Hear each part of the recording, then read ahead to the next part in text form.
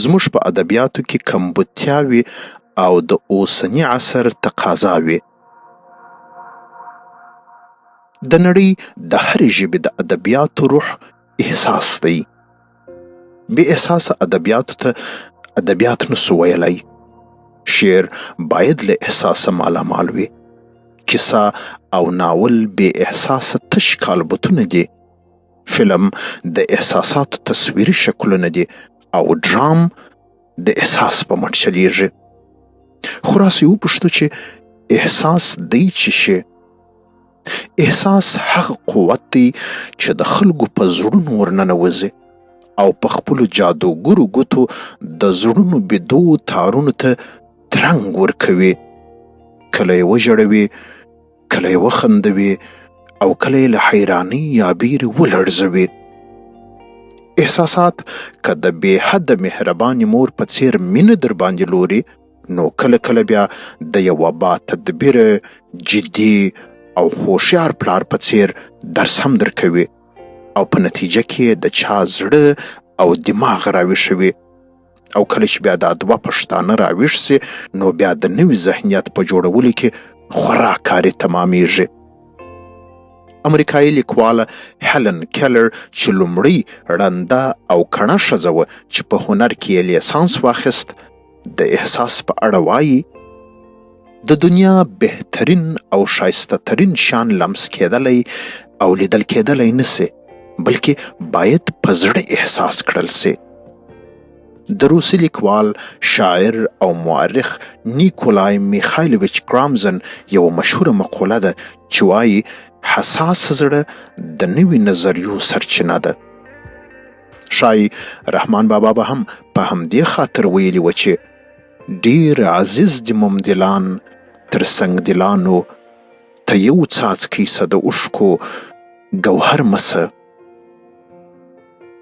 د نورې نړۍ پوهان او لیکوالان د همدې نالیدلي قوت، احساس، هنر او ټکنالوژي څخه د خپلو خلکو د اذهانو په روښانولو او د ذهنیت په جوړولو کې خورا ډیر کار اخیستی دی.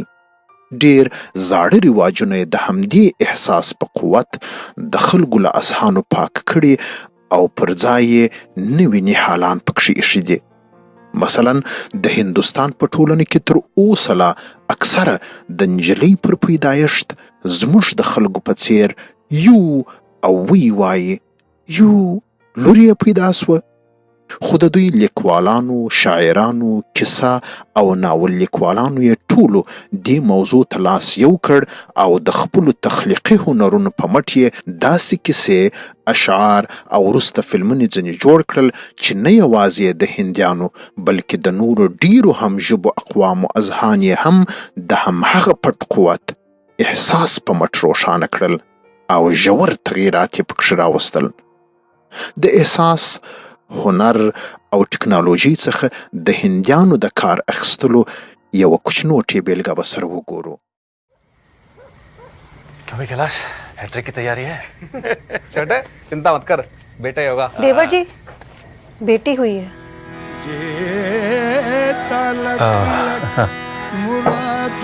मैं अंदर से देख के आता हूँ. बेटी नहीं, तू मेरा बेटा है. जुगनी नू सब पित्तल कहंदे. आएगी बेटा? हाँ. एनु सोना. अबे कटवाएगी तेरी पतंग. बहुत बढ़िया. एनु सोना. देखो. इसका चलाना लड़कियों का काम है क्या? चलो तुम लोग निकलो यहाँ से, भागो. करंट लगेगा तेज.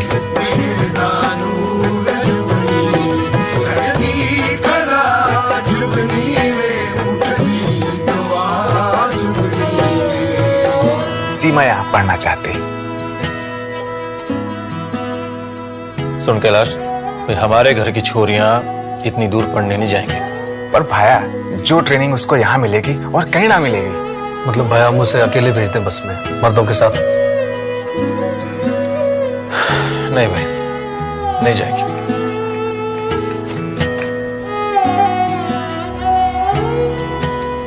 बेटा, ये ले, बस का पास बनवा लेना। अपनी जुगनी कलमा समझौता जुगनी कैलाश, भाया बेटों को ना थोड़ी कहते ताइक सोचिया मैं लगा पढ़ना। रोको ना उस दी उड़ान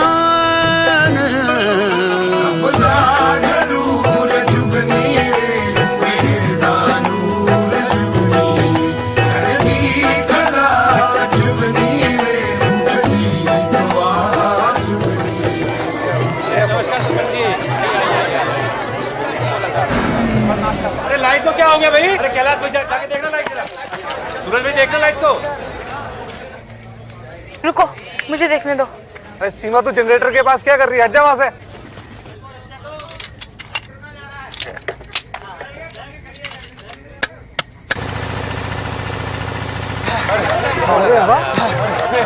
नाक चलिए अपने घर की आज। अरे भाई साहब, इनसे मिलो, सीमा नागर मैडम इंजीनियर। अरे अब तो इसके लिए एकदम जेंटलमैन दूल्हा ढूंढना पड़ेगा। दूल्हे को बोलो इंतजार करे, पहले मुझे गांव में अपना सर्विस सेंटर खोलना है। वाह बेटे, शाबाश। तू ठीक कह हुए है, तेरे 3 बेटे हैं। नहीं भाया, बेटी तो बेटी हो गए, मेरे 2 बेटे और एक प्यारी सी बेटी।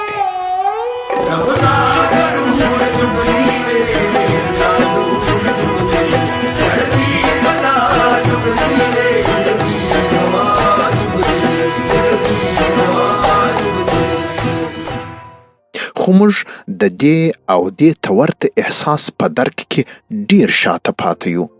په موږ کې دا خبره ډیره عامه ده چې وایي نجلۍ د بل د کور ده، او همدې ذهنیت داسې کانې راکې کړي دي چې لور ته مو له کوچنیوالې هر څه کم ورکړي دي، ځکه د بل د کور ده.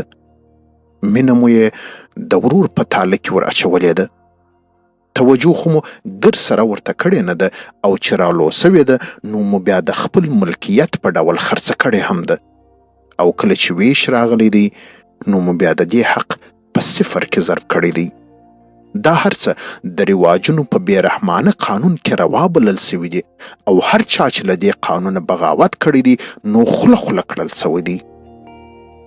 که هنر، ادبیات او ټکنالوژي د اذهانو د بدلولو وسیلې وګڼو، نو موږ له دې وسیلو څخه د خپلو خلکو د اذهانو په تنویر کې ډیر لږ یا خو بیخي هیڅ کار نه دی اخیستی.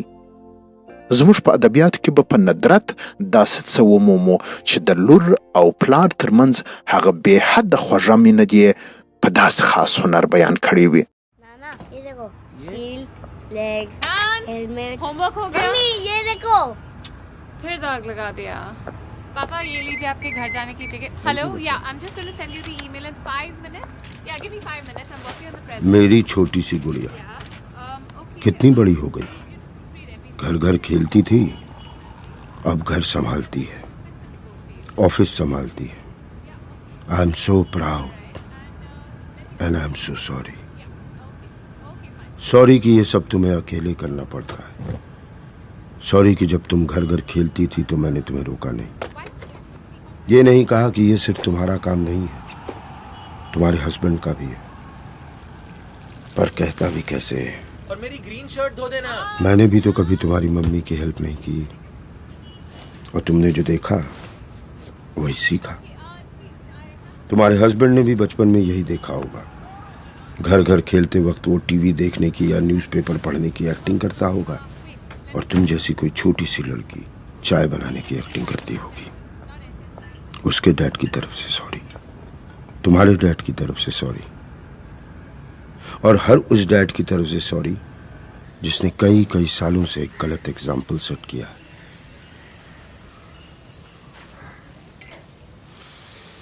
पर अभी भी देर नहीं हुई। इस सॉरी के साथ मैं अपनी तरफ से एक छोटी सी कोशिश करूंगा कि घर के काम में मम्मी की हेल्प करूं। किचन का किंग ना बन पाऊं तो कम से कम लॉन्ड्री में तो हाथ बटाऊं। इतने साल एक गलत एग्जाम्पल सेट किया है, अब कुछ सही कर जाऊं।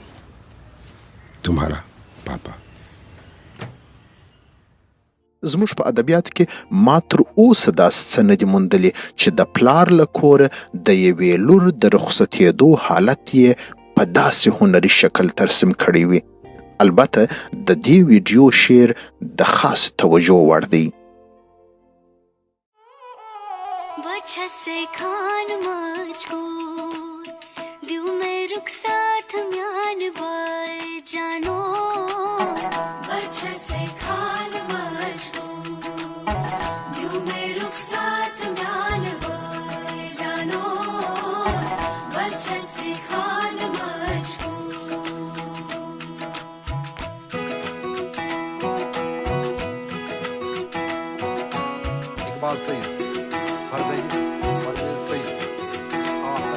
उंगली पकड़ के तूने चलना सिखाया था ना, दहलीज ऊंची है ये पार करा दे।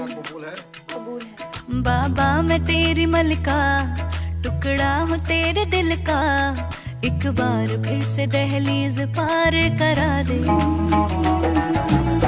मुड़ के ना देखो दिलबरो, दिलबरो, मुड़ के ना देखो दिलबरो, मुड़ के ना देखो दिलबरो, दिलबरो, मुड़ के ना देखो दिलबरो।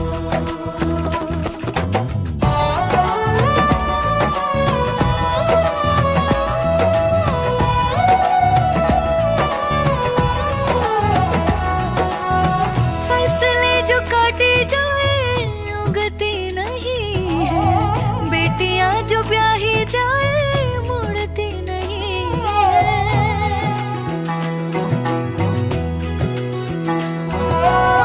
फैसले जो काटे जाए उगती नहीं है, बेटियां जो ब्याही जाए मुड़ती नहीं है।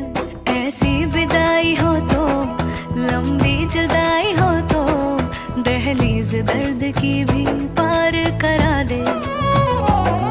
बाबा मैं तेरी मलिका, टुकड़ा हूँ तेरे दिल का, एक बार फिर से दहलीज पार करा दे।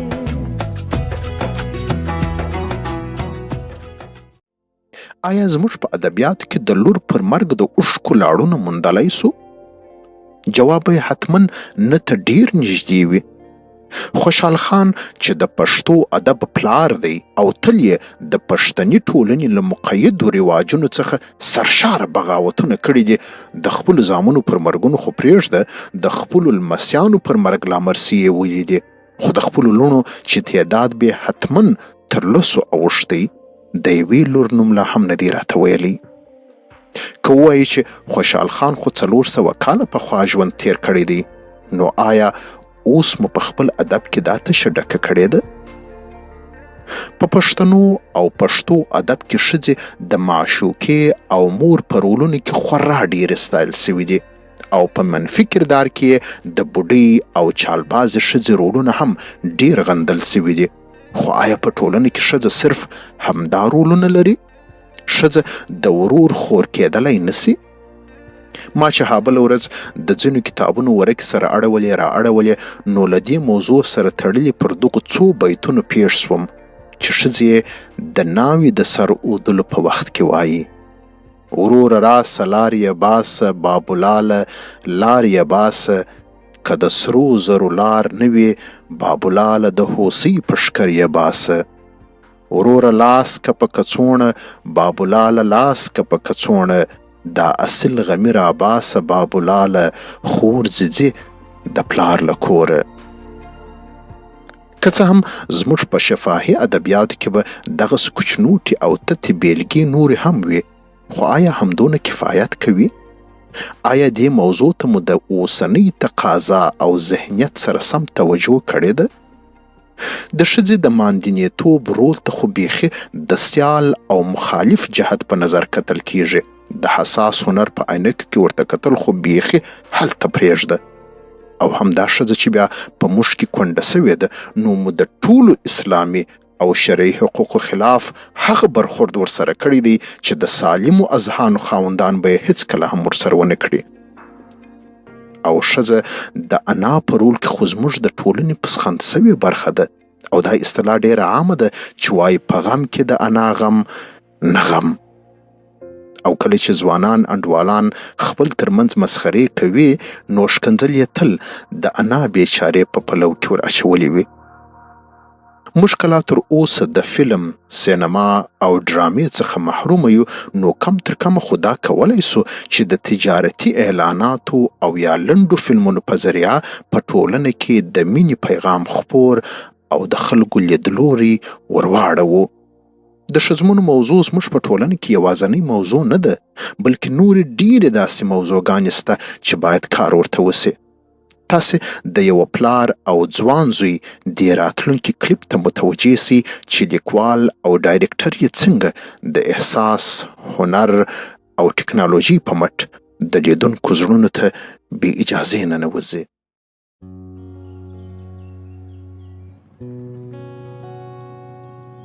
देखे हैं ख्वाब तुमने भी,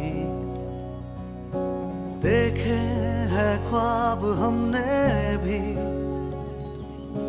लंबी बड़ी है लेकिन राहें उनकी, साथी मिल जाए हम कहीं, चल मिले साथ चले तेरे मेरे ख्वाबों का, हर कोना छुआए चल कहीं,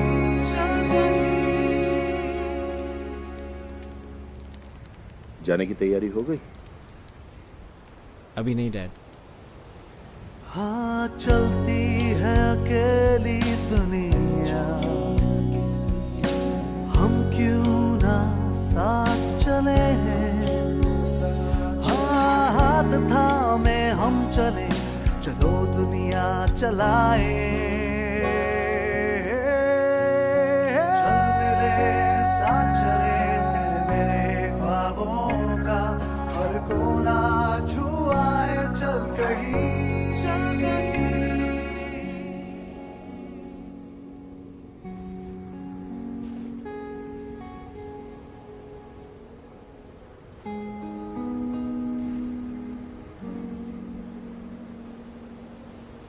डैड, एक बात कहनी थी।